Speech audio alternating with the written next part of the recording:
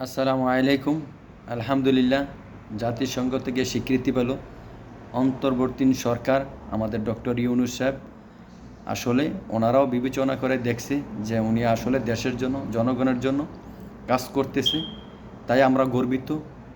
বিশ্ব যাকে সেলুট দেয়, আমরা ওই একটি ব্যক্তি পেয়েছি। আল্লাহর কাছে লাখ লাখ শুক্রিয়া আদায় করি।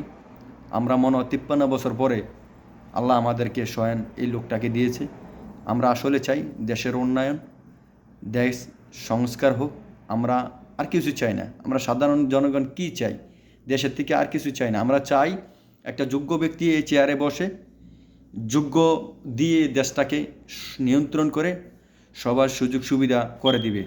তো যাক, সবাই ওনাকে ভালোবাসবেন, ওনাকে সাপোর্ট করে যান। উনি যেমন অন্তত সংস্কার করে দিয়ে যেতে পারে। এই সংস্কারের ক্ষেত্রে যেই দল আসুক না কেন, সে যেন এইভাবে কাজ করে দেশকে আরও এগিয়ে নিয়ে যায়, বিশ্বের দরবারে ফুটিয়ে তুলে। যাক, সবাই ভালো থাকবেন, সুস্থ থাকবেন, দোয়া ও কামনা রইল। লাইক কমেন্ট শেয়ার করে দিবেন, কারণ আমাদের গর্ব সবাই জানুক ও সবাই দেখুক।